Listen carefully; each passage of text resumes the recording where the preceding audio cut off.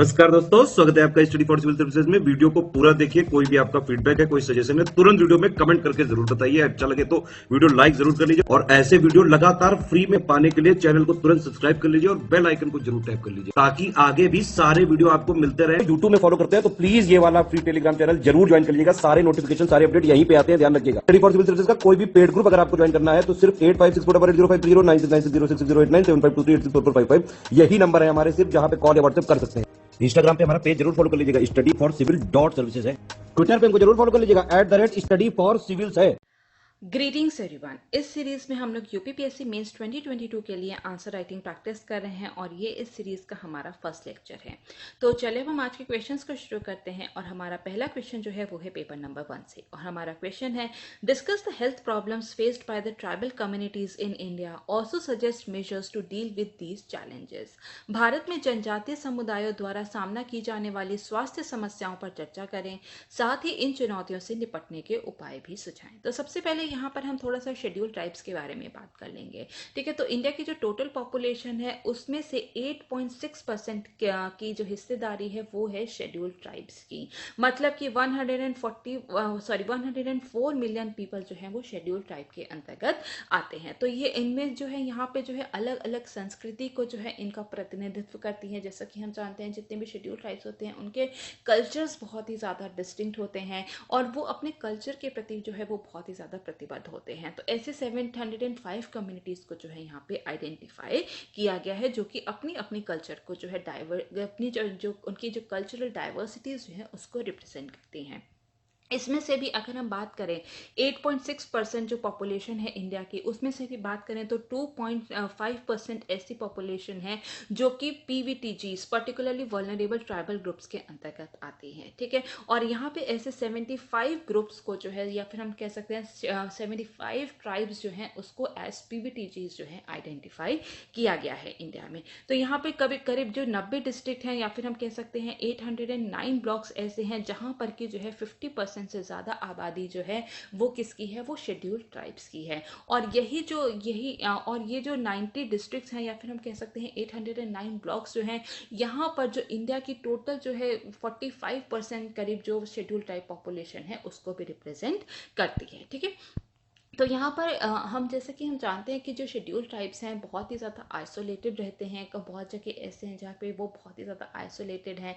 अब जो बाहर के लोगों से जो है वो बहुत ज़्यादा घुलते मिलते नहीं हैं, जिसके कारण जो है बहुत सारे जो है उनको जो है चुनौतियों का भी सामना करना पड़ रहा है। अलग अलग तरीके की उनके पास चुनौतियाँ हैं। पॉलिटिकल राइट्स नहीं हैं, सोशली बहुत ही ज़्यादा बैकवर्ड हैं, कल्चरल आइडेंटिटीज़ के लिए जो है उनको जो है कई बार जो है अपने हक के लिए लड़ाई करनी पड़ती है। हेल्थ अगर हम उनके हेल्थ चैलेंजेस की बात करें तो वो भी बहुत ही ज़्यादा जो है उनको हेल्थ चैलेंजेस भी बहुत ज़्यादा हैं उनके। तो यहाँ पर कई सारे उनके जो है उनके सामने जो है बहुत सारी चुनौतियाँ हैं, लेकिन यहाँ पर जो है हम हेल्थ चैलेंजेस के बारे में बात करेंगे। ठीक है, तो उनके सामने जो है कौन कौन सी स्वास्थ्य चुनौतियाँ हैं अब हम उस पर नज़र डालेंगे। सबसे पहले हम बात करेंगे चाइल्ड मोर्टेलिटी की।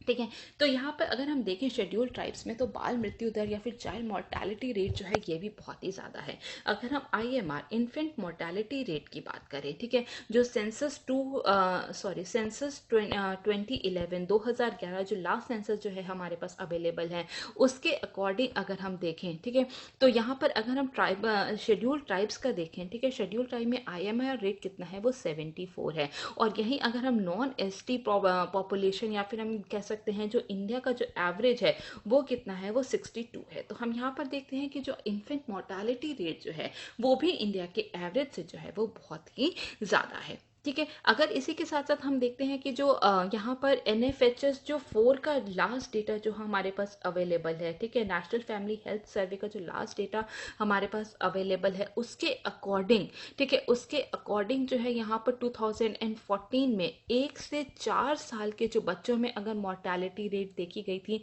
तो वो कितनी थी, वो थी 44.4। ठीक है, 44.4 थी, जबकि जो ऑल इंडिया अगर हम इंडिया के एवरेज की बात करें तो वो थी 113.4। तो यहाँ पर हम देखते हैं कि इन्फेंट मोर्टेलिटी रेट जो है शेड्यूल ट्राइब पॉपुलेशन में जो है वो बहुत ही ज़्यादा है। इसी तरह अगर हम देखें, ठीक है, अंडर 5 मोर्टालिटी रेट, ठीक है, अगर हम अंडर 5 मोर्टालिटी रेट देखें तो उस वो भी जो है यहाँ पर हम देखते हैं कि बहुत ही ज़्यादा हाई है इसमें, ठीक है। तो अगर हम देखें तो 2000 अंडर 5 मोर्टालिटी रेट अगर हम 2014 में देखें तो शेड्यूल ट्राइब पॉपुलेशन का कितना था, वो था 57। और जबकि इंडिया में जो है, या फिर हम कह सकते हैं अगर हम इंडिया की बात करें, ठीक है, इंडिया का एवरेज जो है अंडर 5 मोर्टालिटी रेट कितना है, वो था 39। तो यहाँ पर हम देख रहे हैं कि शेड्यूल ट्राइब में जो इन्फेंट मोर्टालिटी रेट जो है वो भी बहुत ही ज़्यादा हाई है। इसके बाद हम देखते हैं चाइल्ड मैल न्यूट्रिशन की बात करेंगे, ठीक है। तो जो चाइल्ड मैल न्यूट्रिशन है उसका रेट भी यहाँ पर बहुत ही ज़्यादा हाई है। एसटी पॉपुलेशन में अगर हम देखें तो 42% जो ट्राइबल चिल्ड्रन है उनका जो है, उनके वजन जो है वो बहुत ही ज़्यादा कम है। बॉडी मास इंडेक्स, ठीक है, BMI जो होता है वो भी एवरेज से बहुत ही ज़्यादा कम पाया गया है शेड्यूल ट्राइब के बच्चों में, ठीक है। इसके साथ साथ हम देखते हैं कि जो बच्चों का जो वजन होता है at the time of birth, ठीक है, जब उनका जन्म होता है, तो यहाँ पर अगर हम शेड्यूल ट्राइब्स में देखें तो वो करीब 2.5 kg से भी जो है यहाँ पर कम होता है। तो यहाँ पर हम देखते हैं कि बहुत तरीके की जो मैल न्यूट्रिशन की प्रॉब्लम जो है वो भी बहुत ज़्यादा है। मोर्टेलिटी रेट हाई है, ठीक है, यहाँ पे बच्चों में डिजीजेस बहुत ज़्यादा देखे गए हैं, मैल न्यूट्रिशन बहुत ही ज़्यादा देखी गई है, लेकिन इम्यूनाइजेशन जो है वो भी जो है यहाँ पे बहुत ही ज़्यादा कम है, ठीक है। तो यहाँ पर हम देखते हैं कि जो यहाँ पर अगर हम एसटी पॉपुलेशन में देखें तो केवल 56% पॉपुलेशन जो है बच्चों की वो फुल्ली इम्यूनाइज्ड है, और अगेंस्ट जो हमारा जो इंडिया की अगर हम बात करें तो टोटल इंडिया में 72% बच्चे जो हैं वो फुल्ली इम्यूनाइज्ड हैं। तो यहाँ पर हम देखते हैं कि यहाँ पे इम्यूनाइजेशन की प्रॉब्लम भी बहुत ही ज़्यादा है। इसके बाद हम बात करेंगे वुमेन हेल्थ की, ठीक है। तो वुमेन हेल्थ में अगर हम बात करें तो यहाँ पे वुमेन हेल्थ भी बहुत ज़्यादा अच्छी नहीं है, इंस्टीट्यूशनल डिलीवरीज नहीं है, एनीमिया के जो प्रॉब्लम है वो बहुत ही ज़्यादा है, जो जितनी भी जो लड़कियां हैं उनमें जो बॉडी मास इंडेक्स है वो बहुत ही ज़्यादा कम है। तो अलग अलग तरीके के जो वुमेन हेल्थ इश्यूज जो हैं वहाँ यहाँ पर देखे गए हैं। तो अगर हम आंकड़ों की बात करें, ठीक है, तो अगर हम आंकड़ों की बात करें तो यहाँ पे 50% लड़कियां ऐसी हैं, एडोलसेंट गर्ल्स ऐसी हैं, मतलब कि 15 से 19 साल के बीच की लड़कियां ऐसी हैं जो कि अंडर वेट हैं, ठीक है, वो अंडर वेट हैं, और साथ साथ जो उनका BMI जो है वो लेस देन 18.5 है, ठीक है। तो यहाँ पर हम देखते हैं कि इनमें जो है जो अंडर वेट की प्रॉब्लम जो है वो बहुत ज़्यादा है। 65% जो है वुमेन जो है वो एनीमिक हैं, ठीक है, एनीमिक हैं, अगेंस्ट अगर इंडिया की एवरेज बात करें तो वो है 46%। लेकिन ट्राइबल पॉपुलेशन में वुमेन की अगर हम देखें तो 65% जो एसटी वुमेन है वो जो है यहाँ पे एनीमिक देखी गई हैं। और इसके बाद जो है एंटीनेटल केयर जो है, पोस्ट नेटल केयर जो है, ये भी बहुत ही ज़्यादा जो है अच्छी नहीं है। केवल 37% जो महिलाएं हैं यहाँ पर उनको पोस्ट नेटल केयर जो है वो प्रोवाइड कराया जाता है विद इन 48 आवर्स। तो इस तरह की कई तरीके की जो प्रॉब्लम्स हैं वो जो कि शेड्यूल ट्राइब की जो वुमेन है उनको जो है यहाँ पर जो है उनके सामने जो है बहुत बड़ी प्रॉब्लम बनी हुई है, ठीक है। केवल 70.1% जो है यहाँ पे इंस्टीट्यूशनल डिलीवरीज होती हैं, जो कि इंडिया में अगर हम बात करें तो सबसे, अगर जितनी भी कम्युनिटीज़ हैं उसमें सबसे कम जो है वो शेड्यूल ट्राइब्स में ही देखी गई हैं। तो बहुत तरीके के जो है वुमेन हेल्थ इश्यूज भी यहाँ पर देखे गए हैं। इसके बाद अच्छा, इसी कारण से जो है यहाँ पे मैटरनल मोर्टेलिटी रेट जो है वो भी बहुत सारी ज़्यादा हाई है, ठीक है। तो यहाँ पे इसके अलावा हम देखते हैं कि जो डिसीजेज हैं, कई अन्य प्रकार की जो डिसीजेज हैं उसकी भी जो व्यापकता है या फिर हम प्रेवलेंस कह सकते हैं वो भी बहुत ज़्यादा है। जैसे कि हम देखते हैं मलेरिया, ठीक है, मलेरिया में जो है मलेरिया की जो इतनी भी जो हमारे जितनी भी जो इंडिया में जितने भी जो मलेरिया के केसेस हैं उसमें 30% केसेस जो हैं वो कहाँ पे हो रहे हैं, वो एसटी पॉपुलेशन में ही हो रहे हैं। और मलेरिया के कारण जितनी भी डेथ्स हो रही हैं, ठीक है, जितनी भी डेथ हो रही हैं तो उसका 50% बर्डन जो है वो कौन सा है, वो एसटी पॉपुलेशन में ही हो रही हैं। तो हम यहाँ पे देखते हैं कि जितनी भी जो डिसीजेस हैं उनकी प्रिवलेंस भी बहुत ही ज़्यादा है। लेप्रेसी है, लेप्रेसी में 18.6% केसेस जो हैं वो शेड्यूल ट्राइब्स में देखे गए हैं। अगर हम ट्यूबरक्लोसिस देखें, ठीक है, ट्यूबरक्लोसिस देखें तो यहाँ पर जो है 703 ठीक है, 703 व्यक्ति जो है प्रति लाख में जो है वो टीबी से जो है वो ग्रसित हैं, जबकि ऑन इन इंडिया की एवरेज की बात करें तो केवल वो है 256 लोग जो हैं वो पर लाख में जो है वो टीबी से ग्रसित है। तो यहाँ पर हम देखते हैं कि जो टीबी की जो प्रॉब्लम है वो भी शेड्यूल ट्राइब्स में बहुत ही ज़्यादा है। ठीक है, तो टीबी हो गई, लेप्रेसी हो गई, इसके साथ साथ ठीक है ये तो हो गए जो कि मलेरिया है, लेप्रेसी है, ट्यूबरकुलोसिस है, ये तो हो गए कम्युनिकेबल डिसीजेस की बात करते हैं। ठीक है, लेकिन अगर हम इसके अलावा अगर हम नॉन कम्युनिकेबल डिसीजेस की बात करें तो उसके भी जो प्रिवेलेंस जो है, ठीक है, नॉन कम्युनिकेबल डिसीजेस जो है उसका भी प्रिवेलेंस जो है या व्यापकता जो हम कह सकते हैं कि शेड्यूल टाइप प्रॉब्लम पॉपुलेशन में जो है वो बहुत ज़्यादा है। हाइपरटेंशन की प्रॉब्लम बहुत ही ज़्यादा है। जितने भी यहाँ पे देखा गया है कि जो असम में जितने भी जो लोग जो वहाँ पर काम कर रहे हैं टी गार्डन्स में, उनमें हाइपरटेंशन जैसी प्रॉब्लम जो है वो बहुत ही ज़्यादा पाई गई है। इसके साथ साथ जो है बहुत सारी जेनेटिक डिसीजेस जो हैं वहाँ पे वो भी बहुत ही ज़्यादा पाई गई हैं, जैसे कि सिकल सेल एनीमिया हो गया, ठीक है, थैलेसीमिया हो गया। तो ऐसे जो जेनेटिक डिसऑर्डर हैं ये भी जो है 1 to 40% पॉपुलेशन जो है यहाँ पे अलग अलग जो जेनेटिक डिसीजेस से जो है यहाँ पर ग्रसित है। तो यहाँ पे बहुत सारे जो है यहाँ पे हेल्थ चैलेंजेस देखे गए हैं शेड्यूल ट्राइब पॉपुलेशन के अंदर। ठीक है, तो यहाँ पर एक डॉक्टर अभय भांग कमेटी बनाई गई थी जिन्होंने कि 10 स्पेशल ट्राइबल हेल्थ प्रॉब्लम को जो है आइडेंटिफाई किया था। ठीक है, तो वो कौन कौन से हैं? वो है मलेरिया को, उन्होंने कहा था कि मलेरिया को कंट्रोल करना बहुत ही ज़्यादा ज़रूरी है। मैल न्यूट्रिशन जो है उस प्रॉब्लम को जो है एड्रेस करना बहुत ही ज़्यादा ज़रूरी है। चाइल्ड मोर्टेलिटी रेट को कम करना बहुत ही ज़्यादा ज़रूरी है। जो मदरहुड जो है, ठीक है, मदरहुड सेफ मदरहुड को इंश्योर करना और साथ साथ जो है वुमेन हेल्थ पर काम करना जो है वो बहुत ही ज़्यादा ज़रूरी है। फैमिली प्लानिंग पे ध्यान देना बहुत ही ज़्यादा ज़रूरी है। इनफर्टिलिटी जो है उस पर जो है ध्यान देना बहुत ही ज़्यादा ज़रूरी है। इसके साथ साथ जो है डी एडिक्शन, ड्रग एडिक्शन की प्रॉब्लम यहाँ पर बहुत ज़्यादा है। मेंटल इलनेस की प्रॉब्लम बहुत ही ज़्यादा देखी गई है शेड्यूल ट्राइब पॉपुलेशन में, तो उसको भी कम करने की हमें ज़रूरत है। इस जैसे कि हमने बात की जेनेटिक डिसीजेस की, सिकल सेल डिसीज़ है तो उसको भी कम करने की बात की गई है। एनिमल बाइट्स है, प्रोवाइडिंग हेल्थ लिटरेसी है, ठीक है, हेल्थ लिटरेसी को यहाँ पे जो है यहाँ पे और हमें फोकस करने की ज़रूरत है। बच्चों की जो हेल्थ है उस पर और ज़्यादा ध्यान देने की ज़रूरत है। जितने भी आश्रमशालास हैं, ठीक है, आश्रमशालास क्या होते हैं, जितने भी जो रेसिडेंशियल स्कूल्स हैं ट्राइबल चिल्ड्रन की, वहाँ पर जो है उनकी और ज़्यादा जो है हेल्थ पर काम करने की ज़रूरत है। उनको और जो है हेल्दी और न्यूट्रिशियस फूड देने की ज़रूरत है। ठीक है, तो ये जो है अभय भांग कमेटी ने जो है यहाँ पे 10 ट्राइबल हेल्थ प्रॉब्लम को जो है यहाँ पे आइडेंटिफाई किया था।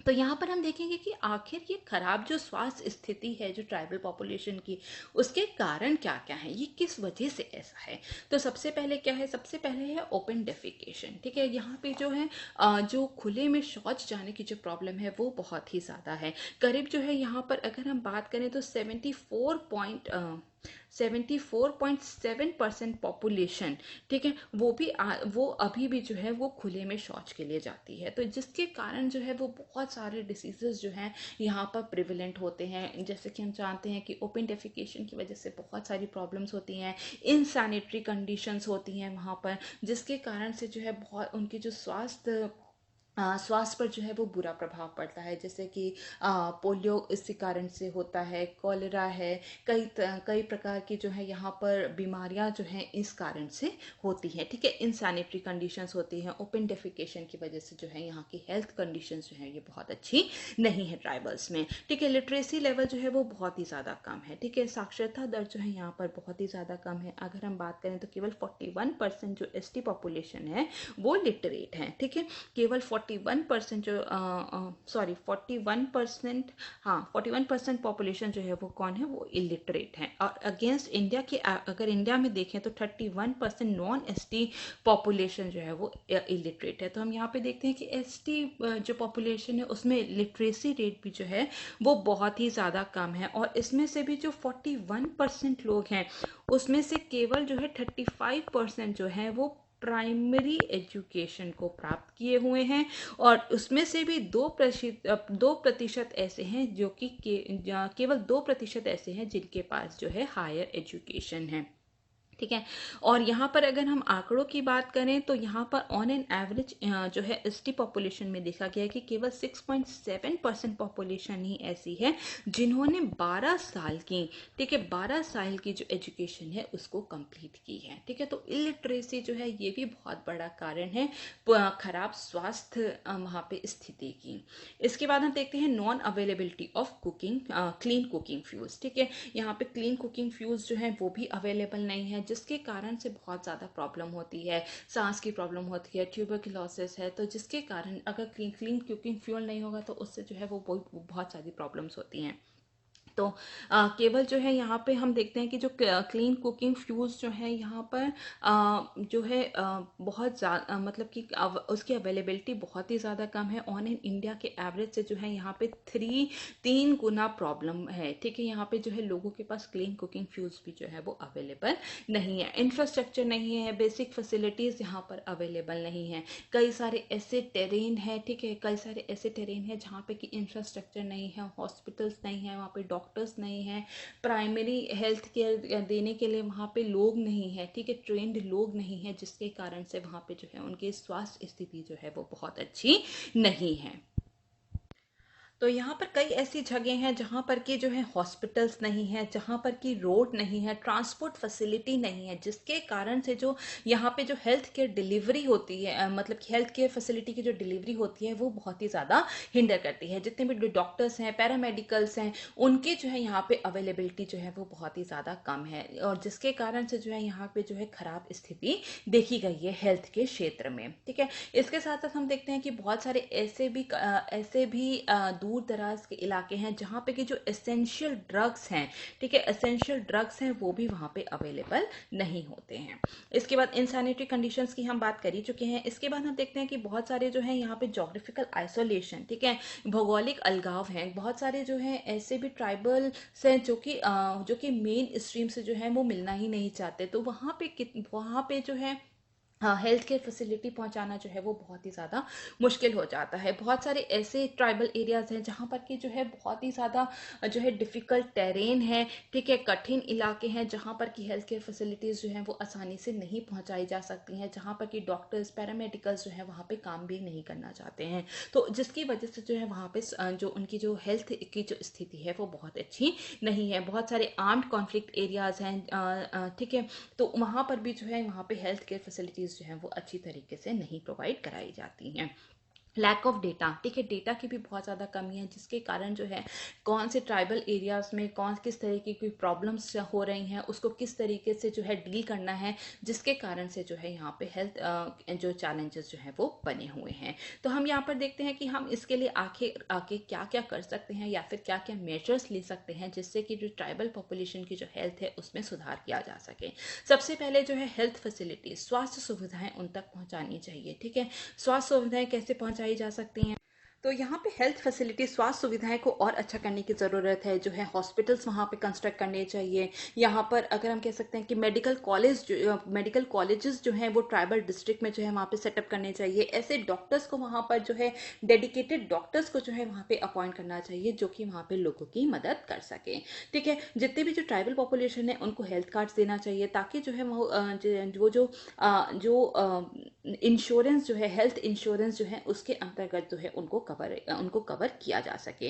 प्राइमरी हेल्थ केयर फैसिलिटीज़ देने के लिए जो है आशा वर्कर्स हैं या फिर जो वहाँ के जो लोकल यूथ है उनको ट्रेन करने की ज़रूरत है ताकि वहाँ के लोगों को जो है वहाँ पे प्राइमरी हेल्थ केयर फैसिलिटी जो है वो यहाँ पर दिया जा सके। टेक्नोलॉजी ड्रिवन सोल्यूशंस होने चाहिए, जैसे कि टेलीमेडिसिन है, अब तो ऑनलाइन सब कुछ होता है। ठीक है, तो टेलीमेडिसिन जो है उसके ज़रिए भी जो है हम लोगों के स्वास्थ्य के ऊपर काम कर सकते हैं। जितने भी जो मेल न्यूट्रिशन से निपटने के लिए, जितनी भी हमारी प्रॉब्लम्स हैं उससे निपटने के लिए जो है यहाँ पर कई तरीके के जो हमारी जो स्कीम्स चल रही हैं, पब्लिक डिस्ट्रीब्यूशन सिस्टम है, इंटीग्रेटेड चाइल्ड डेवलपमेंट स्कीम है, उनको और अच्छे से जो है यहाँ पे जो ट्राइबल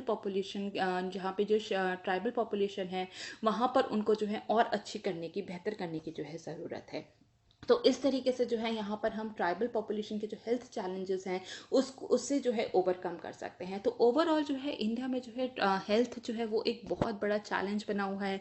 लेकिन यहाँ पर अगर हम बात करें जो ट्राइबल पॉपुलेशन है वहाँ पे हेल्थ चैलेंजेस बहुत ही ज़्यादा हैं। तो ओवरऑल जो है हमें यहाँ पर उस पर काम करने की ज़रूरत है, क्योंकि जो है यहाँ पर ट्राइबल पॉपुलेशन जो है वो बहुत ही ज़्यादा है, और हम इतनी बड़ी पॉपुलेशन के जो है पॉपुलेशन जो है उसको जो है उनकी हेल्थ फैसिलिटी को केटर करने के लिए जो है हमें यहाँ पे बहुत सारे जो है कदम उठाने होंगे। वहाँ के जो लोकल यूथ है, वहाँ के जो लोकल पॉपुलेशन है, उनके पार्टिसिपेशन के साथ ही ये काम हो सकता है। ठीक है, सो अब हम नेक्स्ट क्वेश्चन को देखते हैं जो कि है पेपर नंबर 2 से, और क्वेश्चन है can India achieve net zero carbon emission by 2070? Analyse, क्या भारत 2070 तक शुद्ध शून्य कार्बन उत्सर्जन प्राप्त कर सकता है? इस पर विश्लेषण करें। ठीक है, तो हम इस क्वेश्चन को यहाँ पर पूरा डिस्कस कर लेंगे।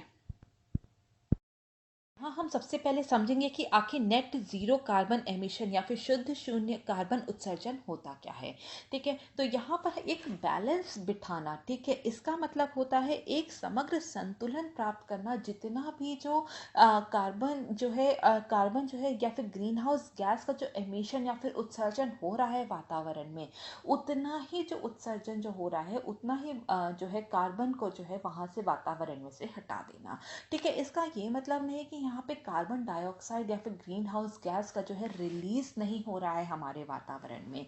ठीक है, कार्बन डाइऑक्साइड जो होता है कि अभी भी जनरेट तो हो रही है, लेकिन जितना अमाउंट वातावरण में जा रहा है उसको हम लोग यहाँ पे वातावरण में से उतना ही जो है हम यहाँ पे हटा दे रहे हैं। ठीक है, तो उसको हटाने को ताकि उसके बीच में जो है हम एक बैलेंस बना सकें, जिससे कि जो हमारा जो जितना भी जो कार्बन एमिशन है, ठीक है, जितना भी जो कार्बन का उत्सर्जन हो रहा है वो कितना हो जाए, वो ज़ीरो हो जाए। जितना आ रहा है उसको हटा देंगे तो कितना हो जाएगा, वो ज़ीरो हो जाएगा। ठीक है, तो यही है नेट ज़ीरो कार्बन एमिशन। तो यहाँ पर क्या ये इंडिया के लिए जो है ये अचीवेबल है? जैसा कि अभी हमने जैसे कि COP26 हुआ था, वहाँ पर जो है इंडिया ने जो है कमिट किया है कि बाय 2070, ठीक है, हम नेट ज़ीरो कार्बन एमिशन को अचीव करेंगे, प्राप्त करेंगे। ठीक है, तो यहाँ पर अगर हम बात करें COP26 की, ठीक है, जो कि पेरिस में हुआ था, तो यहाँ पर इंडिया ने जो है अपनी 5 फोल्ड स्ट्रैटेजी को जो है प्रेजेंट किया था,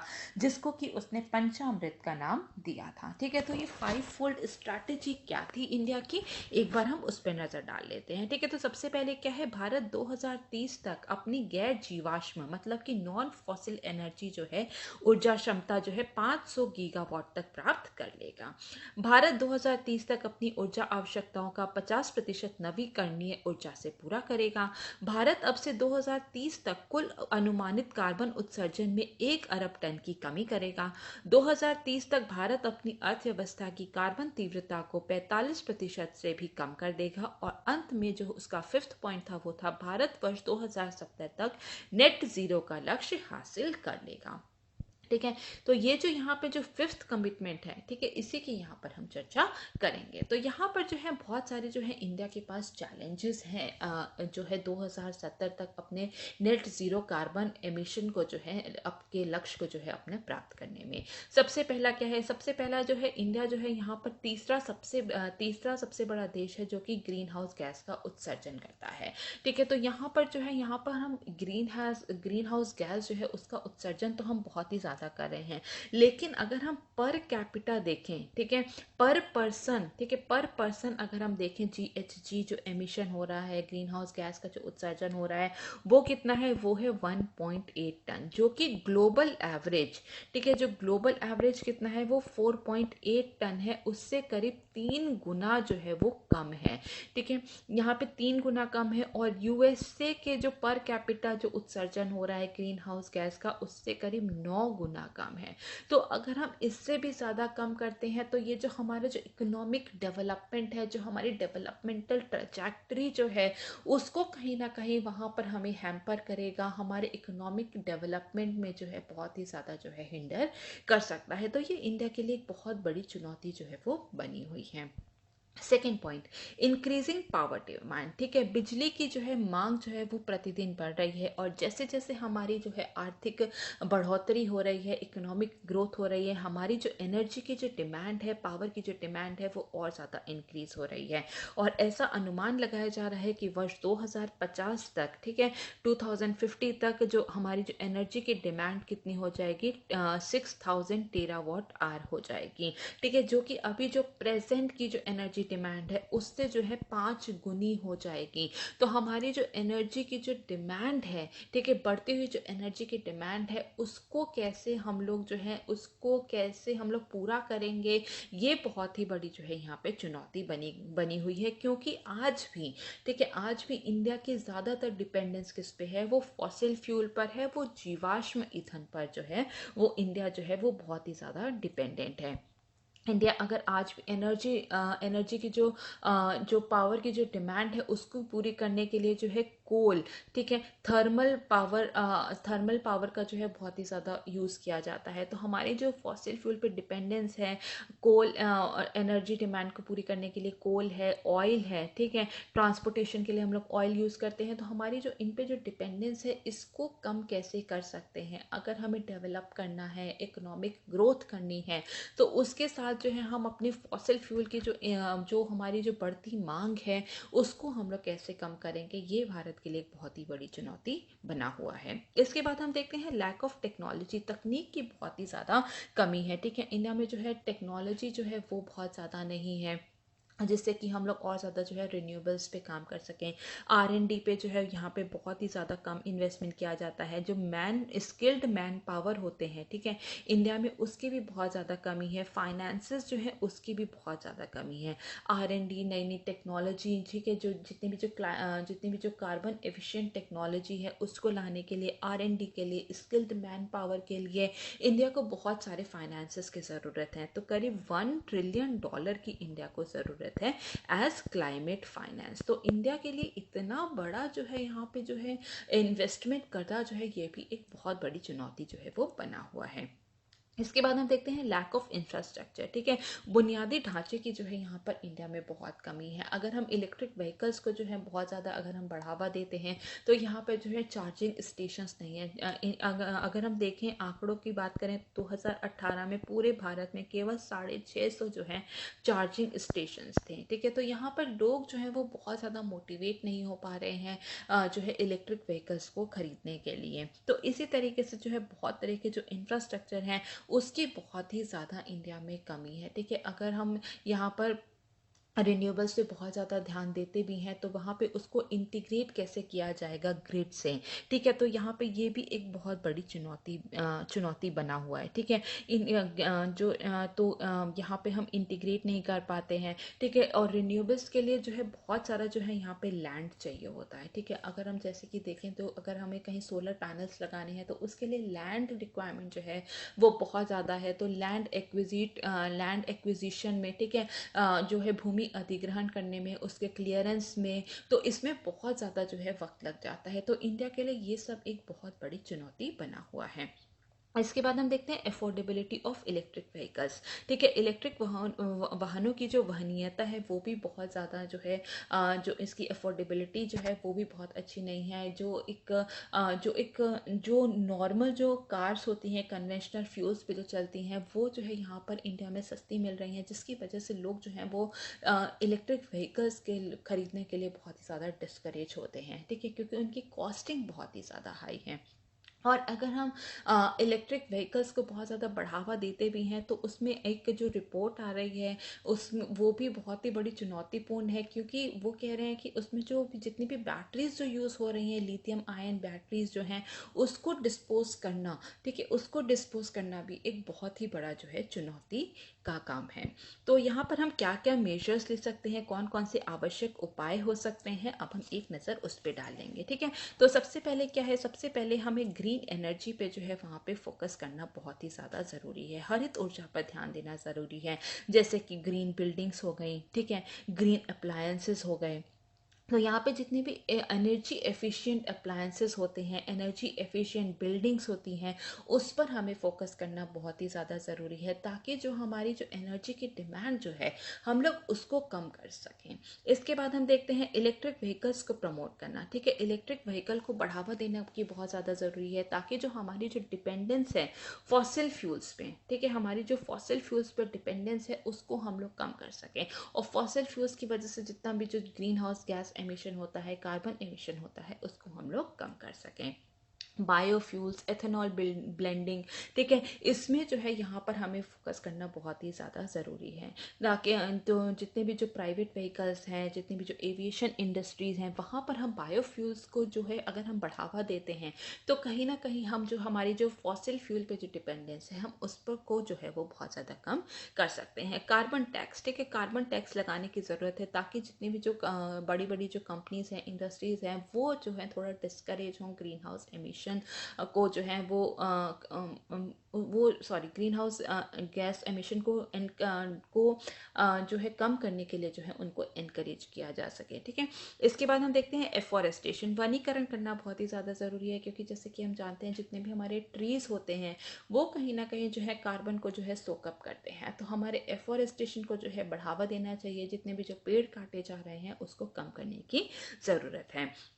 रिन्यूएबल एनर्जी, ठीक है, अक्षय ऊर्जा पर ध्यान देना बहुत ही ज़्यादा ज़रूरी है। इसके लिए जो है एनर्जी मिक्स होना बहुत ही ज़्यादा ज़रूरी है। ठीक है, तो जैसे कि अभी हम जानते हैं जितने भी जो हमारी जो पावर डिमांड है, एनर्जी डिमांड है, वो कहाँ से पूरी हो रही है, वो कोल से होती है, ऑयल से होती है। ठीक है, कोल है, ऑयल है, सोलर है, विंड पावर है, न्यूक्लियर पावर है, और जो है हाइड्रो, ठीक है, हाइड्रो पावर जो है, इन सब से जो है अभी हमें जो है यहाँ पर हम इन सब से ही जो है एनर्जी डिमांड को पूरी करते हैं। तो यहाँ पर ज़रूरी है कि हम लोग solar power, wind power, nuclear power और हाइड्रो पावर पे ज़्यादा फोकस करें, क्योंकि ये सब क्या है, ये सब लो कार्बन एनर्जी में आती हैं, जिससे कि जो कार्बन का उत्सर्जन जो होता है वो बहुत ही ज़्यादा कम होता है।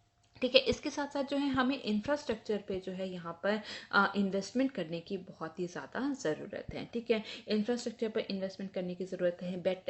ठीक है, जो ग्रिड इंटीग्रेशन है उस पर कार्य करने की ज़रूरत है।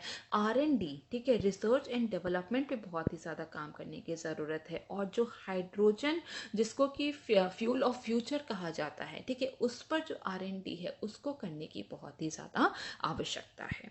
इसके बाद हम देखेंगे कि जो हमारी जो सरकार है उसने भी बहुत सारे जो है कदम उठाए हैं, जिससे कि जो है हम लोग हमारे जो ग्रीन हाउस गैस का जो उत्सर्जन हो रहा है उसको हम लोग कम कर सकते हैं। ऐसी सरकार जो है बहुत तरह की जो है स्कीम्स लेकर आई है, जिससे कि हम लोग जो है यहाँ पर जो है ग्रीन हाउस गैस का जो उत्सर्जन जो है वो कम कर सकें। जैसे कि जल जीवन मिशन है, PM उज्ज्वला योजना है, जिससे कि लोगों को जो है क्लीन कुकिंग फ्यूल जो है उपलब्ध कराया जाता है। ठीक है, उजाला स्कीम है, जिसके अंतर्गत लोगों को LED लाइट्स जो है वो डिस्ट्रीब्यूट की गई है थी, ताकि जिससे कि जो है एनर्जी एफिशिएंट अप्लायंसेस जो है वो लोगों तक पहुँच सकें। ठीक है, तो यहाँ पर हमें ये देखने की ज़रूरत है कि जितने भी जो ब्यूरो ऑफ एनर्जी एफिशिएंसी होती है, ठीक है, वो जो है अप्लायंसेस की जो रेटिंग करता है, ठीक है, तो वो जो एनर्जी एफिशिएंट अप्लायंसेस जो है वही मार्केट में जो है वो ज़्यादा लेकर के आए। इसके बाद हम देखते हैं स्वच्छ भारत मिशन है, ठीक है, FAME 2 है, जिससे कि जो है इलेक्ट्रिक व्हीकल्स के जो है यहाँ पर उसको मैन्युफैक्चरिंग और उसके एडॉप्शन में जो है और ज़्यादा जो है तेज़ी लाने के लिए जो है यहाँ पर लेकर के आया गया था। तो ऐसे सरकार द्वारा जो है बहुत सारे कदम उठाए जा रहे हैं, जिससे कि हम लोग GHG एमिशन को जो है वो कम कर सकते हैं। इसके साथ साथ जो है सरकार जो है रिन्यूएबल एनर्जी पे भी जो है वो बहुत ज़्यादा ध्यान दे रही है। सरकार ने जो है लक्ष्य रखा था कि कि जितनी भी जो हमारी जो एनर्जी डिमांड है, ठीक है, वो जो है वहाँ पे 175 गीगावाट जो है वो पूरी करेगी 2022 तक रिन्यूएबल द्वारा। ठीक है, इसको जो है लक्ष्य को बढ़ा के जो है 450 गीगावाट कर दिया गया था 2030 तक, और हाल ही में इसको बढ़ा के कर दिया गया है 500 गीगावाट जो है उसको 2030 तक बढ़ाने का लक्ष्य कर दिया गया है। ठीक है, और यहाँ पर जो है ये भी बोला गया है कि 2030 तक, ठीक है, वर्ष 2030 तक जितनी भी हमारी जो एनर्जी डिमांड है उसको जो है 50%, फिर ठीक है 50% हम उसकी आपूर्ति किससे करेंगे, वो रिन्यूएबल एनर्जी या फिर अक्षय ऊर्जा से ही करेंगे। तो इस तरीके के बहुत सारे जो है कदम उठाए जा रहे हैं जिससे कि हम लोग जो है 2070 तक, वर्ष 2070 तक जो हमारा नेट ज़ीरो कार्बन एमिशन का जो टारगेट रखा हुआ है हम उसको पूरा कर सकते हैं। तो हम ये कह सकते हैं कि इंडिया की जो ये जो जर्नी है नेट ज़ीरो कार्बन एमिशन की, ये बहुत लंबी हो सकती है, ये बहुत ही ज़्यादा चुनौतीपूर्ण है, बहुत ही ज़्यादा चैलेंजिंग है, लेकिन ये इम्पॉसिबल नहीं है। ठीक है, ये हम लोग इसको अचीव कर सकते हैं। इसके लिए हम सबको मिल करके काम करना पड़ेगा। ये सिर्फ सरकार का काम नहीं है। एज एन इंडिविजुअल हमें खुद से ही जो है यहाँ पर जो है रिस्पॉन्सिबिलिटी लेनी होगी ताकि जो है हम लोग इस अपने टारगेट को अचीव कर सकें। ठीक है, सो इसके बाद हम लोग नेक्स्ट क्वेश्चन देखेंगे जो कि है पेपर नंबर 3 से, और क्वेश्चन है what is capital account convertibility, discuss its various advantages and disadvantages on the Indian economy. पूंजी खाता परिवर्तनीयता क्या है, भारतीय अर्थव्यवस्था पर इसके विभिन्न लाभों एवं हानियों की विवेचना कीजिए।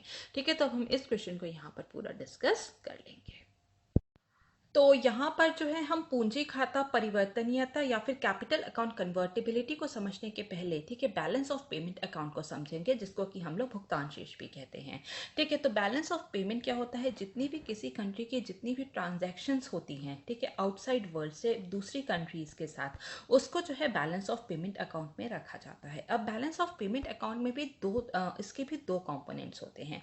पहला क्या है, पहला है करंट अकाउंट। करंट अकाउंट क्या होता है, जिसमें जितनी भी जो गुड्स एंड सर्विसेज होती हैं उसका जितना भी ट्रेड होता है इंपोर्ट और एक्सपोर्ट के रूप में, ठीक है आयात और निर्यात के रूप में जितना भी जो ट्रेड होता है उसको हम लोग करंट अकाउंट में रखते हैं। और कैपिटल अकाउंट क्या होता है, जिसमें कि जितनी भी जो हमारी पूंजी जो हमारी जो पूंजी का मूवमेंट हो रहा है, इंटरनेशनल क्रॉस बॉर्डर मूवमेंट जितना भी हो रहा है हमारी कैपिटल का, ठीक है कैसे इन्वेस्टमेंट के थ्रू या फिर हम किसी को लोन दे रहे हैं तो उसके थ्रू जितना भी हमारा कैपिटल का मूवमेंट हो रहा है बाहर से या फिर इंडिया में आ रहा है कोई कैपिटल या फिर इंडिया से बाहर जा रहा है कैपिटल, ठीक है तो ये सभी किस में आता है, ये कैपिटल अकाउंट में आता है। ठीक है, तो यहाँ पे हमने करेंट अकाउंट समझ लिया, कैपिटल अकाउंट समझ लिया। अब हम देखेंगे कि आखिर जो है कैपिटल अकाउंट कन्वर्टिबिलिटी होती क्या है। ठीक है, तो कैपिटल अकाउंट कन्वर्टिबिलिटी का मतलब होता है जितना भी जो हमारा जितना भी जो कैपिटल है ठीक है उसको किसी भी कंट्री में वहाँ पर हम जाके किसी भी तरीके से निवेश कर सकते हैं, उसमें पूरी छूट होने को, ठीक है उसमें जब पूरी छूट होती है तो उसको कैपिटल अकाउंट कन्वर्टिबिलिटी कहते हैं। तो अगर हम इसका सही सीधे सीधे मतलब समझे तो इसका मतलब क्या है कि जितने भी जो विदेशी निवेशक होते हैं, ठीक है विदेशी निवेशक जब इंडिया में आते हैं ठीक है तो वो अपने मन मुताबिक जो है यहाँ पर धन ला सकते हैं और उसको जो है इन्वेस्ट कर सकते हैं।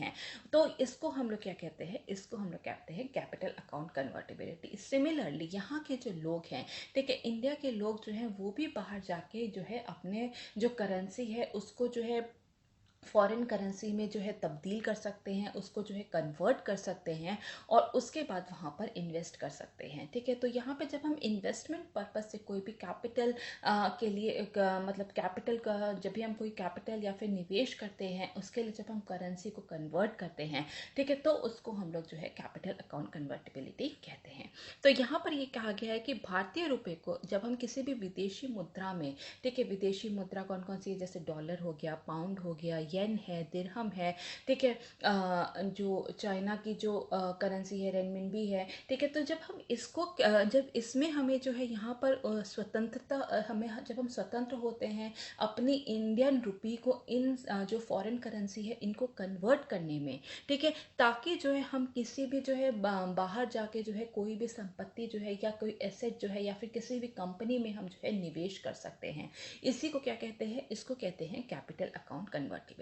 सिमिलरली उसी तरीके से अगर कोई बाहर से व्यक्ति आ रहा है, कोई एनआरआई व्यक्ति इंडिया में आ रहा है तो उसके पास भी ये पूरी छूट होनी चाहिए कि वो जो भी करेंसी लेकर के आ रहा है उसको वो यहाँ पर जो है वहाँ यहाँ पर क्या कर सके, ठीक है, वो यहाँ पर जो है इंडियन रुपी में जो है कन्वर्ट कर सके, ताकि जो यहाँ पर वो किसी भी कंपनी में इन्वेस्ट कर सके या फिर किसी भी असेट को एक्वायर कर सके।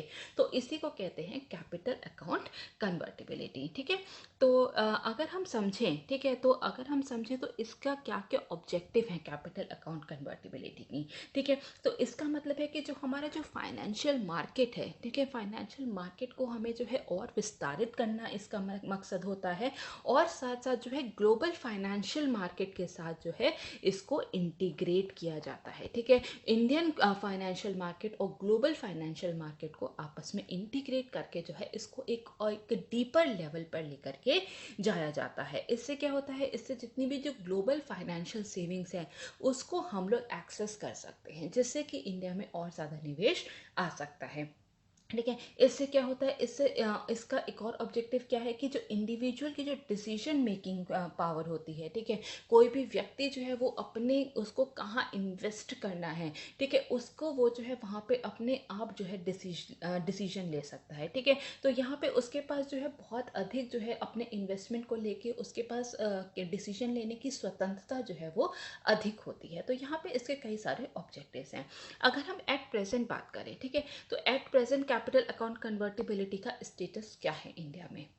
तो अगर हम बात करें तो यहाँ पे जो फुल करंट अकाउंट जो कन्वर्टिबिलिटी जो है वो तो कम्प्लीटली यहाँ पर इंडिया में है। ठीक है, मतलब कि जो है करंट अकाउंट में अगर हम बात करें करंट अकाउंट कन्वर्टिबिलिटी, तो हमारे पास इंडिया में जो है फुल्ली कन्वर्टिबल है। उसका मतलब ये है कि जितना भी जो हम लोग जो है अगर हम कोई भी पैसा अगर किसी ट्रेड के लिए, ठीक है, ट्रेड के लिए, एजुकेशन के लिए, या फिर अगर हम बाहर कहीं ट्रैवल करते हैं या फिर हम टूरिज्म के लिए कहीं पर जाते हैं, ठीक है, पर्यटक है कहीं ट्रैवल कर रहे हैं, तो उसके लिए अगर हम लोग कितना भी पैसा जो है वो कन्वर्ट कर सकते हैं। ठीक है, तो ये क्या है, ये करंट अकाउंट कन्वर्टिबिलिटी है। तो इसी तरह कैपिटल अकाउंट कन्वर्टिबिलिटी क्या होगी, जब हम लोग जो है हम लोग स्वतंत्र होंगे कहीं पर भी किसी भी कंपनी में निवेश करने के लिए, कोई भी एसेट को एक्वायर करने के लिए। ठीक है, तो हम लोग के पास कोई भी इसमें एक मतलब कि कोई भी रिस्ट्रिक्शन नहीं होना चाहिए, कोई लिमिट नहीं होनी चाहिए कि हम पर्टिकुलर अमाउंट ऑफ करेंसी ही जो है वो कन्वर्ट कर सकते हैं। ठीक है, तो जब ये रिस्ट्रिक्शन नहीं होगी तो उसको हम लोग कहेंगे फुल कैपिटल अकाउंट कन्वर्टिबिलिटी। ठीक है, तो हम यहाँ पर कह सकते हैं जो कैपिटल अकाउंट कन्वर्टिबिलिटी है, ठीक है, तो यहाँ पर क्या है, इसमें क्या है, जितने भी जो एसेट होते हैं, जितने भी जो लोकल फाइनेंशियल एसेट्स हैं, उनका जो है फॉरेन फाइनेंशियल एसेट्स में हम लोग परिवर्तित करने की हमें छूट जो होती है उसी को कैपिटल अकाउंट कन्वर्टिबिलिटी जो है कहते हैं। और ये जितना भी जो ये कन्वर्ट हो रहा है, ठीक है, ये जितने भी जो करेंसीज का जो कन्वर्शन हो रहा है एक करेंसी का दूसरे में, ये जो है मार्केट डिटरमिन्ड रेट पर होता है। ठीक है, मार्केट डिटरमिन्ड रेट पर ये होता है। तो यहाँ पर हम देखेंगे अब कि कैपिटल अकाउंट कन्वर्टिबिलिटी की इंडिया में टाइमलाइन क्या है, या फिर ये किस तरीके से जो है यहाँ पर इवॉल्व हुआ है इंडिया में। तो सबसे पहले हम देखते हैं 1991 में जब इकोनॉमिक लिबरलाइजेशन, इकोनॉमिक रिफॉर्म, या फिर हम कह सकते हैं आर्थिक सुधार जब लेकर के आया गया था। ठीक है, तो उसी के साथ जो है नरसिम्हन कमेटी ने बहुत सारे जो है रिकमेंडेशंस दिए थे, और उसी के जो उनकी रिकमेंडेशंस पे हम कह सकते हैं कि वहाँ पर जो है यहाँ पर जो फुल करंट अकाउंट कन्वर्टिबिलिटी को जो है परमिट कर दिया गया था। और अगले 5 साल में, ठीक है, अगले 5 साल में जो है हम लोग ने जो है फुल करंट अकाउंट कन्वर्टिबिलिटी को जो है हासिल कर लिया था। लेकिन अभी भी जो कैपिटल अकाउंट कन्वर्टिबिलिटी है उसको यहाँ पे इंडिया में आंशिक रूप से ही जो है वहाँ पे इसकी परमिशन दी गई है। इसके बाद हम देखते हैं यहाँ पर कि फॉरेन एक्सचेंज मैनेजमेंट एक्ट लेकर के आया गया था 1999 में। तो जो फेमा एक्ट 1999 था, ठीक है, फेमा एक्ट 1999 जो था, इसमें जो करंट अकाउंट कन्वर्टिबिलिटी है उसमें जो है और ढिलाई दे दी गई। ठीक है, तो उसको और लिबरलाइज कर दिया गया था, और साथ साथ जो है पार्शियल कैपिटल अकाउंट कन्वर्टिबिलिटी को भी जो है यहाँ पे परमिशन दे दी गई थी। इसके बाद हम लोग देखते हैं कि कई तरीके से जो है इंडिया में जो है हम लोग आगे इस मतलब फुल कैपिटल अकाउंट कन्वर्टिबिलिटी की तरफ बढ़ रहे हैं। इसके लिए बहुत जो सरकार है, RBI है, ठीक ठीक है, इसने जो है एफडीआई और एफपीआईज में बहुत ही ज़्यादा छूट दी है और कई सारे ऐसे सेक्टर्स हैं जहाँ पर कि 100% एफडीआई के लिए जो है यहाँ पर छूट दी गई है। तो यहाँ पर हम देखते हैं कि एफडीआईज है, एफपीआईज है, इनमें छूट दी गई है। तो एक तरीके से हम लोग कह सकते हैं कि हम लोग फुल कैपिटल अकाउंट कन्वर्टिबिलिटी की तरफ बढ़ रहे हैं। तो फॉरेन डायरेक्ट इन्वेस्टमेंट अगर हम देखें, ठीक है, तो जब से 1991 से इसको परमिट किया गया था, ठीक है, तो तब से अब तक जितना भी एफडीआई इंडिया में आया है, ठीक है, एफडीआई जितना भी इंडिया में आया है उसका 50% पिछले 5 सालों में आया है, ठीक है, लास्ट 5 ईयर्स में आया है। तो हम लोग देख रहे हैं कि हम लोग किस तरीके से जो है फुल कैपिटल अकाउंट कन्वर्टिबिलिटी की तरफ बढ़ रहे हैं। सिमिलरली अगर हम देखें तो जितना भी जो फॉरेन पोर्टफोलियो इन्वेस्टमेंट है, ठीक है, फॉरेन पोर्टफोलियो इन्वेस्टमेंट जो है इसमें भी जो है बहुत ज़्यादा बढ़ोतरी देखने को हमें मिली है और वर्ष 2021 में 2021 में जो है एफपीआई ने, ठीक है, एफपीआईज ने जो है $10.8 बिलियन, ठीक है, $8 बिलियन जो है ये आईपीओज में, ठीक है, इनिशियल पब्लिक ऑफरिंग्स में जो है इन्वेस्ट किया है, जो कि अब तक का सबसे लार्जेस्ट इन्वेस्टमेंट है। तो यहाँ पर हम देख रहे हैं एफडीआईज में बहुत ज़्यादा बढ़ोतरी हो रही है, एफपीआईज में बहुत ज़्यादा बढ़ोतरी हो रही है, मतलब कि बाहर से पूंजी जो है वो बहुत ही ज़्यादा इंडिया में आ रही है। इसके साथ साथ हम देखेंगे कि तारापुर कमेटी जो है उसका गठन किया गया था 1997 में और 2006 में इन्होंने अपनी रिपोर्ट रखी थी और उन्होंने कहा था कि फुल कैपिटल अकाउंट कन्वर्टिबिलिटी के लिए ज़रूरी है इंडिया का जो है कुछ प्री कंडीशंस जो हैं उस तक हम पहले पहुंच जाएं, उसके बाद ही जो है हम लोग फुल कैपिटल अकाउंट कन्वर्टिबिलिटी पर जा सकते हैं। तो वो कौन कौन सी प्री कंडीशंस है एक बार हम उस पर नज़र डाल लेंगे, ठीक है। सबसे पहले क्या है, सबसे पहले है फिस्कल कंसोलिडेशन की उन्होंने बात की थी कि उन्होंने बोला कि जो हमें हमारे जो इंडिया है उसमें राजकोषीय समेकन या फिर फिस्कल कंसोलिडेशन पर हमें ध्यान देना बहुत ही ज़्यादा ज़रूरी है। इसके लिए इन्फ्लेशन लेवल जो है वो बहुत ही ज़्यादा कम होना चाहिए, ठीक है। नॉन परफॉर्मिंग एसेट है, करेंट अकाउंट डेफिसिट है, इसका भी जो लेवल जो है वो इंडिया में बहुत ज़्यादा हमें कम करने की ज़रूरत है, तभी जो है हम फुल कैपिटल अकाउंट कन्वर्टिबिलिटी की तरफ बढ़ सकते हैं, ठीक है। इसके साथ साथ जो हमारी जो इंडियन फाइनेंशियल मार्केट है, इंडियन स्टॉक मार्केट है, उसको हमें जो है और ज़्यादा सुदृढ़ बनाने की ज़रूरत है, तभी जो है हम लोग फुल कैपिटल अकाउंट कन्वर्टिबिलिटी की तरफ बढ़ सकते हैं। तो हम यहाँ पे देखेंगे कि आखिर क्या क्या इसके एडवांटेजेस हैं अगर हम फुल कैपिटल अकाउंट कन्वर्टिबिलिटी करते हैं इंडिया में, ठीक है। तो अगर हम इसके लाभ की बात करें तो सबसे पहला लाभ क्या है कि access to international financial market, अंतर्राष्ट्रीय वित्तीय बाजारों तक हमारी पहुँच होगी, ठीक है। तो यहाँ पर क्या है, इंडियंस जो हैं वो भी बाहर जाके, ठीक है, इंडियंस जो है वो भी बाहर जाके वहाँ के जो इंटरनेशनल कंपनीज हैं, वहाँ के जो है वहाँ के उनके एसेट्स हैं, उनके शेयर्स हैं, उनको जो है एक्वायर कर सकते हैं, उनको जो है होल्ड कर सकते हैं। इसके साथ साथ जितनी भी जो इंडियन कंपनीज हैं, ठीक है, इंडियन कंपनीज जो हैं वो भी ईसीबीज, एक्सटर्नल कमर्शियल बोरोइंग्स को एक्सेस कर सकती हैं without the permission of RBI. उसके लिए उन्हें जो है जो आरबीआई की अप्रूवल की कोई भी ज़रूरत नहीं होगी। तो यहाँ पे ये जो फुल कैपिटल अकाउंट कन्वर्टिबिलिटी है, ये हमारी जो अंतर्राष्ट्रीय वित्तीय बाजार तक है जो है पहुँच को और ज़्यादा बढ़ा सकती है। इसके बाद हम देखेंगे रिड्यूस करंट अकाउंट डेफिसिट, ठीक है। तो इससे क्या होगा, इससे जो हमारा जो चालू खाता घाटा जो है वो और ज़्यादा कम होगा। जितने भी जो हमारे ट्रेड इम्बैलेंसेस हैं उसको हमें कम करने में मदद मिलेगी, ठीक है। ट्रेड इम्बैलेंसेस को कम करने में मदद मिलेगी क्योंकि यहाँ पे अभी बहुत सारे जो है रेगुलेशंस होते हैं, ठीक है, बहुत सारे रेगुलेशंस लगाए गए हैं जिसकी वजह से पूरा प्रोसेस में जो है वो बहुत ज़्यादा टाइम लगता है। तो अगर यहाँ पे रेगुलेशंस जो है वो हटाएंगे तो यहाँ पे जो प्रोसेस जो है वो और ज़्यादा स्मूथ हो सकेगा, जिसके कारण जो हमारा करंट अकाउंट डेफिसिट है उसको कम करने में मदद मिलेगी और साथ साथ जो ट्रेड इम्बैलेंसेस हैं उसको भी कम करने में मदद मिलेगी। इसके बाद हम देखते हैं एक्सेस टू फॉरेन कैपिटल्स, ठीक है, विदेशी जितने भी जो विदेशी पूंजी जो है, ठीक है, विदेशी पूंजियों तक जो है हमारी पहुंच होगी। यहाँ पर जो है जितने भी जो इन्वेस्टमेंट है यहाँ की कंपनियों में बहुत ज़्यादा इन्वेस्टमेंट होगा ताकि उनका एक्सपेंशन हो सके, उनका ग्रोथ हो सके, ठीक है, जिससे कि यहाँ पर जो है हम कह सकते हैं कि जितनी भी इंडियन कंपनीज जो है वहाँ यहाँ पर जो है फ्री फ्लो ऑफ कैपिटल देखने को मिलेगा, जो कि अभी जो अगर हम बैंक से कोई भी बोरोइंग्स लेते हैं तो वो बहुत ही ज़्यादा महंगी पड़ती है, ठीक है। लेकिन जब बाहर से कोई भी कैपिटल आ रहा है तो वो जो है हमें बहुत ही ज़्यादा सस्ता पड़ेगा, और जिससे कि यहाँ पे इन्वेस्टमेंट बहुत ज़्यादा होगा, और जो है जितनी भी कंपनीज हैं उनका ग्रोथ होगा, उनकी एक्सपेंशन होगा।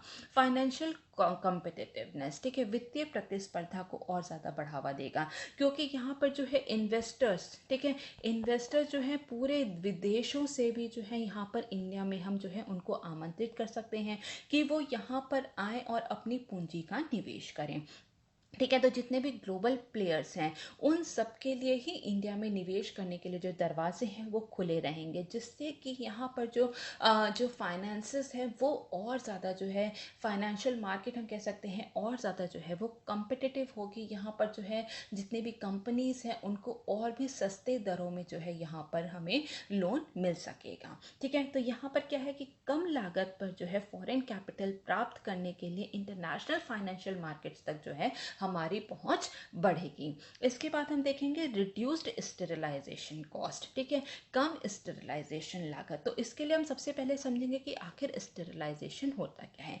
स्टेरिलाइजेशन होता है कि जितने भी जो फॉरेक्स रिजर्व्स होते हैं, ठीक है, जितने भी जो फॉरेक्स रिजर्व्स होते हैं तो उनको कंट्रोल करने के लिए, ठीक है, आरबीआई है या फिर सेंट्रल बैंक जो है वो बहुत सारे जो है मॉनेटरी मेजर्स लेती है, ठीक है, मॉनेटरी मेजर्स लेती है, जिससे कि यहाँ पे उनकी जितनी भी कैपिटल है उनका इनफ्लो और आउटफ्लो को, ठीक है, इनफ्लो और आउटफ्लो को कंट्रोल किया जा सके।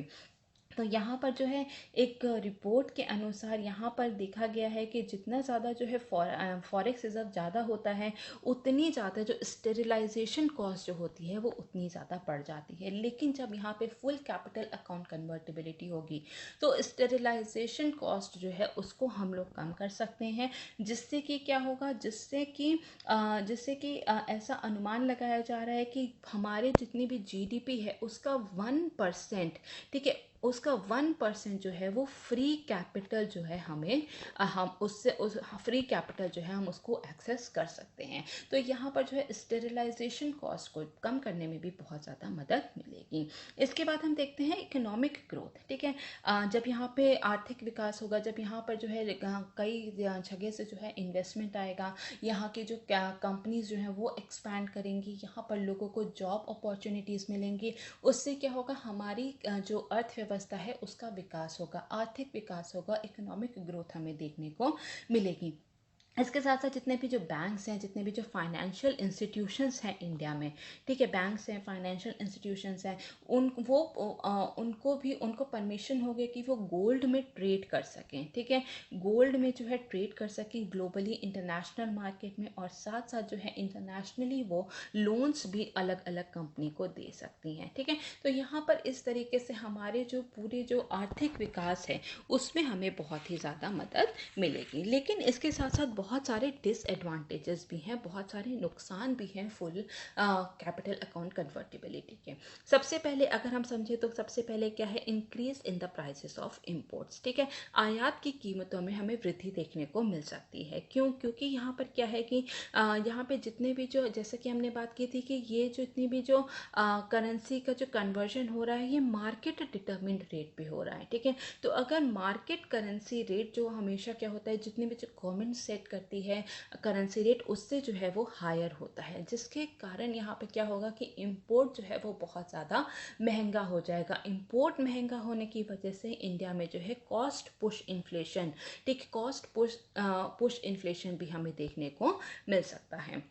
इसके बाद हम देखेंगे डेप्रिसिएशन ऑफ इंडियन रुपी, ठीक है, भारतीय रुपए का जो है अवमूल्यन भी हो सकता है, ठीक है, क्योंकि यहाँ पर क्या है कि मार्केट फोर्सेस यहाँ पर अप्लाई हो रही हैं। तो यहाँ पे अगर इसमें कहीं पे भी, ठीक है, इसके कहीं पे भी मैनेजमेंट में जो है कहीं पे भी अगर गड़बड़ी होती है तो इससे क्या होगा, इससे हमारी जो करेंसी जो है वो बहुत ही ज़्यादा डेप्रिशिएट हो जाएगी, जिससे कि हमारा जो पूरा ट्रेड है, कैपिटल फ्लो है, सब में बहुत ही ज़्यादा गड़बड़ी या फिर डिसरप्शन देखने को मिलेगा।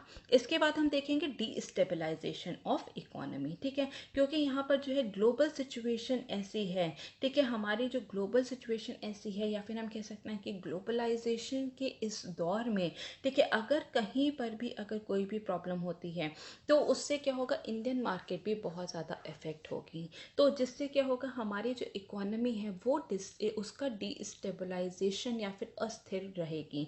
क्योंकि कई बार ऐसा हो रहा है कि इंडिया में जो है बाहर की कंपनीज ने बहुत सारा पैसा लगाया है, लेकिन अगर वो एफडीआई और एफपीआई वापस चले जाते हैं, ठीक है, वो वापस इंडियन मार्केट से जो है विड्रॉ कर लेते हैं, तो हमारी जो पूरी इकोनॉमी है वो बहुत ही ज़्यादा अस्थिर हो जाएगी, डीस्टेबलाइज हो जाएगी। तो ये इसका बहुत ही बड़ा नुकसान है। Next is may affect from global shocks, ठीक है, वैश्विक उतार चढ़ाव से भी प्रभावित हो सकता है हमारी पूरी जो अर्थव्यवस्था है, ठीक है। तो यहाँ की जो इंडिया की जो रिवेन्यू कंडीशन है, या फिर हम कह सकते हैं राजकोषीय सिचुएशन जो है, ये जो है आदर्श से बहुत ही ज़्यादा दूर है, और जिसके कारण अगर कोई भी ग्लोबल शॉक होता है, जैसे कि हमने पहले भी देखा था, ठीक है, 2008 में अगर ऐसा कोई भी ग्लोबल शॉक होता है तो उससे जो है हमारी इकोनॉमी में भी हार्म हो सकती है। तो इसके बहुत सारे जो है नुकसान भी हमें देखने को मिल सकते हैं। बर्डन ऑफ फॉरेन डेब्ट, विदेशी कर्ज का बोझ भी बढ़ सकता है, ठीक है। यहाँ पे क्या है कि यहाँ पर इजीली जितने भी जो कंपनीज़ हैं वो बहुत सारे कॉम्पिटिटिव प्लेयर्स जब इंडिया में आएंगे तो कंपनीज़, यहाँ की इंडियन कंपनीज जो हैं जो इजीली जो है डेप्ट तो रेस कर सकती हैं, ठीक है, लोन ले सकती हैं, इन्वेस्टमेंट जो है यहाँ पे ला सकती हैं, लेकिन ठीक है, लेकिन यहाँ पर क्या है कि इनको जो है यहाँ पे अगर एक्सचेंज रेट, ठीक है, एक्सचेंज रेट पे अगर कोई भी अगर यहाँ पर कोई भी अगर कंट्रोल नहीं होगा तो इससे क्या होगा, इससे इंडियन कंपनीज ने जो भी इन्वेस्टमेंट मतलब यहाँ से जो जितना भी जो डेब्ट रेज किया है या फिर जितना भी लोन्स लिया है, ठीक है, उसका जो है उन्हें रीपेमेंट जो है वो बहुत ज़्यादा करना पड़ेगा, इंटरेस्ट जो है वो बहुत ज़्यादा देना पड़ेगा। तो जिसके कारण जो है उन पर जो है विदेशी कर्ज का बोझ जो है वो बढ़ सकता है। इसके साथ साथ हम देखते हैं कि अगर एक बार हमने फुल कैपिटल अकाउंट कन्वर्टिबिलिटी को अगर हमने इम्प्लीमेंट कर दिया, ठीक है, इम्प्लीमेंट कर दिया, तो in the world of globalization, आज ग्लोबलाइजेशन के दौर में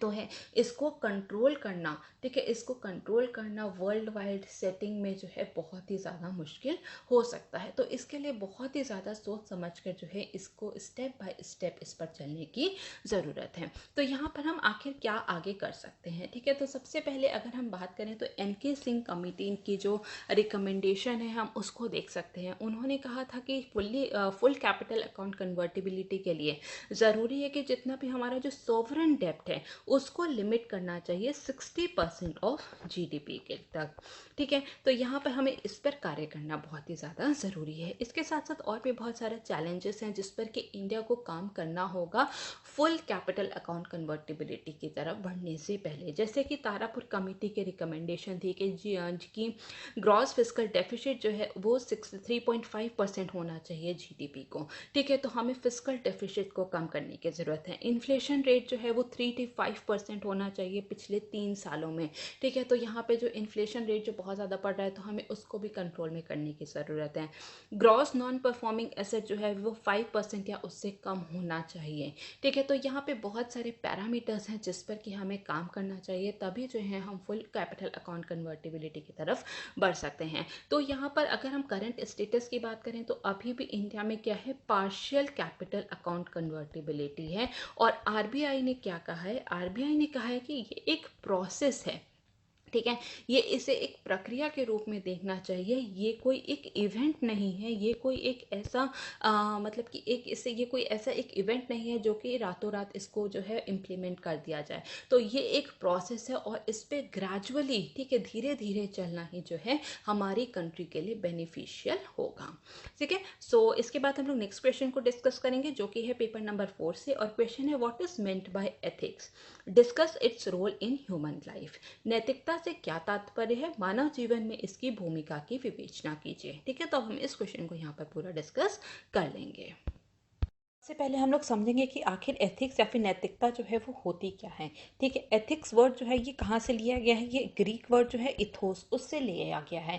इसका मतलब क्या होता है, इसका मतलब होता है हमारे जो कस्टम्स होते हैं, ठीक है, हमारी जो हैबिट्स हैं, आदत है, हमारा कैरेक्टर कैसा होगा, हमारा जो डिस्पोजिशन है वो कैसा होगा, ये सभी जो है ये इथोस का मतलब होता है। तो अगर हम एथिक्स के डेफिनेशन की बात करें, ठीक है, तो ये एक स्टैंडर्ड होता है जो कि हमें बताता है कि हमारे एक्शंस जो हैं वो क्या सही हैं और क्या गलत हैं। तो इसलिए हम कह सकते हैं कि एथिक्स क्या है, राइटफुलनेस एंड रॉन्गफुलनेस ऑफ ह्यूमन एक्शंस। ठीक है, मानव कार्यों की सही की जो सही क्या सही है क्या गलत है उसको हमें जज करने में जो नैतिकता जो है वो मदद करती है। ठीक है, तो हम कह सकते हैं कि ये मॉरल प्रिंसिपल्स हैं जो कि बताता है हमें कि हमारी सोसाइटी के लिए या फिर कोई इंडिविजुअल जो है, ठीक है, या फिर किसी भी व्यक्ति के लिए या समाज के लिए क्या अच्छा है। ठीक है, कौन से एक्शंस जो हैं वो सही होंगे, कौन से एक्शंस जो हैं वो गलत होंगे, ये कौन बताता है, ये हमें एथिक्स ही बताता है।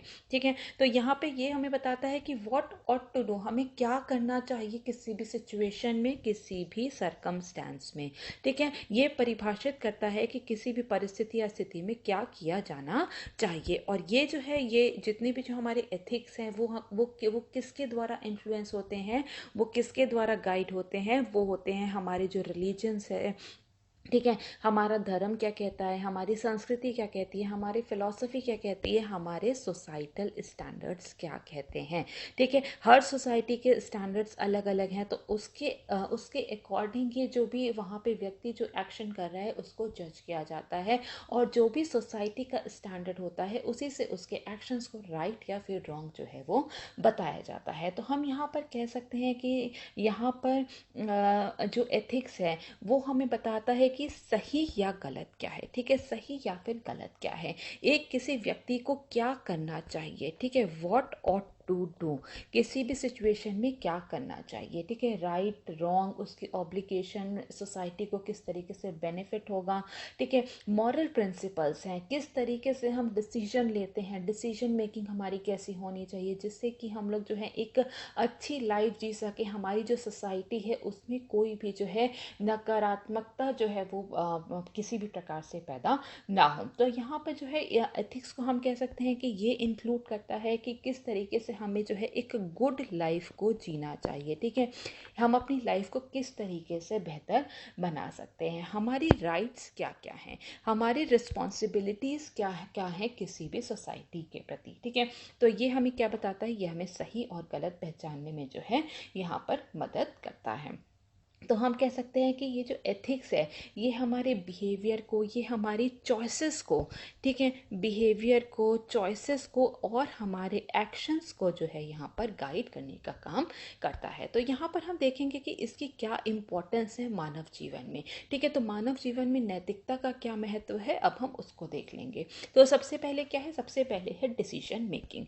ये हमें निर्णय लेने में बहुत ही ज़्यादा मदद करता है। ठीक है, जितने भी हमारे डिसीजंस होते हैं वो हमारे वैल्यूज़ पे डिपेंड करता है, हमारी जैसी वैल्यूज़ होगी हम उसी के बेसिस पे जो है हम डिसीजन लेते हैं।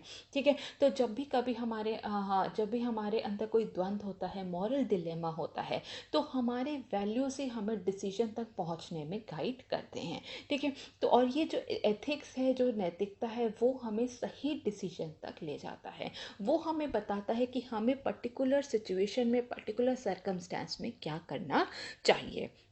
इसके बाद अगर हम नेक्स्ट देखें तो बेटर वर्ल्ड, ये बेहतर समाज का निर्माण करने में बहुत ज़्यादा मदद करता है, क्योंकि जैसा कि हमने बात की कि हाँ, ये हमें बताता है कि हमें किसी भी सिचुएशन में, किसी भी कंडीशन में क्या करना चाहिए।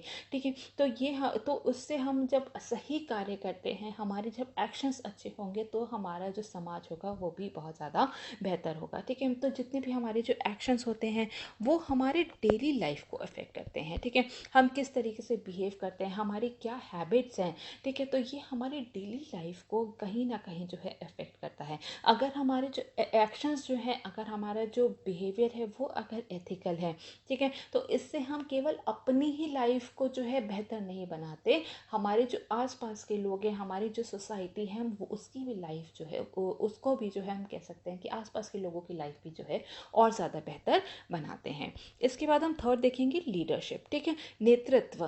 तो ये जो जो एथिकल लोग होते हैं वही जो है बाकी लोगों को भी सही रास्ता दिखा सकते हैं। ठीक है, तो ये लीडरशिप में भी जो है बहुत बड़ा इसका रोल है नैतिकता का। अगर कोई लीडर है, अगर उसके एक्शन से एथिकल नहीं है तो वो आगे मतलब जिसको वो लीड कर रहा है उनको वो क्या सिखाएगा। तो लीडरशिप क्वालिटीज़ के लिए भी जो है एथिकल होना बहुत ही ज़्यादा ज़रूरी है। इंक्लूसिवनेस, समग्रता को बहुत ही ज़्यादा जो है यहाँ पर ये बढ़ावा देता है। ये हमें बताता है दूसरों के बारे में सोचने के लिए जो है हमें इनकरेज करता है, हमें हेल्प करता है कि ताकि हम दूसरों को भी समझ सकें, दूसरों के लिए भी कार्य कर सकें। कई बार ऐसे द्वंद्व होते हैं तो यहाँ पर हमें उस टाइम पर जितने भी जो डिप्रेस्ड क्लासेस हैं या फिर हम कह सकते हैं जो marginal sections of the society है, एलजीबीटी कम्युनिटी है, जो भी कास्ट डिस्क्रिमिनेशन है हमारे समाज में, तो उन सब चीज़ों से जो है हमें लड़ने में मदद करता है। हमें पता होता है कि ये जो अगर हम कास्ट डिस्क्रिमिनेशन कर रहे हैं तो ये गलत है, ठीक है, तो ये एक्शन जो है गलत है, तो ये हम उसको करने से हमें रोकता है। जिससे क्या होगा, जिससे हमारी सोसाइटी में जो है इंक्लूसिवनेस जो है उसको बढ़ावा मिलता है। ये इक्वालिटी, समानता को और ज़्यादा जो है बढ़ावा देता है। ठीक है, जब हम मॉरल एक्शन करते हैं, सब लोगों को जो है इक्वली ट्रीट करते हैं, तो इससे हमारी सोसाइटी में इक्वालिटी जो है और ज़्यादा जो है व्यापक रूप से बढ़ती है। इसके बाद हम देखेंगे रिड्यूसेस करप्शन। ठीक है, भ्रष्टाचार को भी कम करने में मदद करता है जब हम एथिकल होते हैं। ठीक है, अगर हम एथिकल हैं तो हम क्या करेंगे, हम करप्ट प्रैक्टिसेस में इन्वॉल्व नहीं होंगे। ठीक है, करप्ट प्रैक्टिसेस में इन्वॉल्व नहीं होंगे, तो जिससे कि हमारे जो करप्शन है उससे भी हमें लड़ने में मदद मिलेगी। क्रेडिबिलिटी, ठीक है, किसी भी इंसान की क्रेडिबिलिटी को और ज़्यादा बढ़ाता है। जो भी व्यक्ति जो है एथिकल, अपने जितने भी बिहेवियर होता है वो बहुत ही ज़्यादा उसका एथिकल होता है। ठीक है, जितने भी एथिकल एक्शंस लेता है, एथिकल कंडक्ट करता है, वो जो पूरी सोसाइटी है उसके नज़र में वो बहुत ही ज़्यादा बेहतर व्यक्ति होता है। ठीक है, और उस पर ही लोग ज़्यादा ट्रस्ट भी करते हैं। ठीक है, वही इंसान जो है ज़्यादा ट्रस्टवर्दी होता है, और केवल वो नहीं जो उसको जानते हैं, बल्कि जो अन्य लोग जो है जो उसको नहीं भी जानते वो भी उस पर ट्रस्ट करते हैं। ठीक है, तो उसकी क्रेडिबिलिटी ही अलग होती है अगर कोई व्यक्ति जो है एथिकल कंडक्ट करता है तो। इसके बाद हम देखते हैं रिस्पॉन्सिबल सिटीज़न। किसी भी व्यक्ति को एक जिम्मेदार नागरिक बनाने का भी काम करता है। ठीक है, तो ये व्यक्ति को जो है जितने भी जो लॉज हैं उसको अबाइड, ठीक है, जितने भी जो लॉज हैं उसको फॉलो करने के लिए बोलता है। ठीक है, उसके अंदर एम्पैथी होती है, वो दूसरों की हेल्प करता है, ऑल्ट्रुइस्टिक बिहेवियर शो करता है, कंपैशनेट हार्ट होता है। ठीक है, तो और इस वजह से जो है वो लोगों की मदद करता है और वो एक जिम्मेदार नागरिक बनता है। सस्टेनेबल डेवलपमेंट, सतत विकास में बहुत ज़्यादा मदद करता है। ठीक है, क्योंकि जब भी कोई व्यक्ति जो है वो रिस्पॉन्सिबली काम करेगा, जितनी भी जो रिसोर्सेज है उसको रिस्पॉन्सिबली यूज़ करेगा, तो उससे क्या होगा, हमारा जितनी भी जो रिसोर्सेज हैं उसको माइंडफुली यूज़ करेगा, तो इससे क्या होगा, इससे सस्टेनेबल डेवलपमेंट भी होगा। इसके बाद हम देखेंगे एनहांसेस सोशल हार्मनी, सामाजिक समरसता को बढ़ाता है। ठीक है, अगर हम लोग जो है कोई भी रॉन्गफुल एक्ट ना करें, एक दूसरे के जो है प्रति रेस्पेक्ट रखें, आदर रखें, सारे रिलीजन को जो है इक्वल ट्रीट करें। ठीक है, कोई भी मतलब रिलीजन बेसिस पे कोई भी डिस्क्रिमिनेशन ना करें, कास्ट बेसिस पे कोई भी डिस्क्रिमिनेशन ना करें, जिससे कि जितने भी बहुत सारे जो कम्युनल राइट्स होते हैं उससे जो है हम बच सकते हैं और हमारे जो समाज में एक सोशल हार्मनी देखने को मिलेगी। ठीक है, तो हम यहाँ पे ये कह सकते हैं कि एथिक्स जो है ये एक स्टेबल सोसाइटी, ठीक है, स्टेबल सोसाइटी को जो है बढ़ावा देती है, जो कि बहुत ही ज़्यादा इम्पॉर्टेंट है। ठीक है, एक इंडिविजुअल के लेवल पे अगर हम देखें तो उसका लॉन्ग टर्म, ठीक है, उसके लॉन्ग टर्म सक्सेस होने में जो है उसका एथिकल होना जो है वो बहुत ही ज़्यादा ज़रूरी है। और हमें हमारी जो लाइफ की बेटर अंडरस्टैंडिंग के लिए हमारा एथिक्स जो है वो हमारी बहुत ज़्यादा मदद करता है। ये हमारे हर डिसीजन में, ठीक है, हमारे हर डिसीजन में हमारी वैल्यूज़ कैसी हैं वो उसका बहुत बड़ा हाथ होता है। तो हमारी एथिक्स जो है वही हमें जो है आगे लॉन्ग टर्म में जो है लेकर के जाता है। ठीक है, so that is all for now, thank you so very much.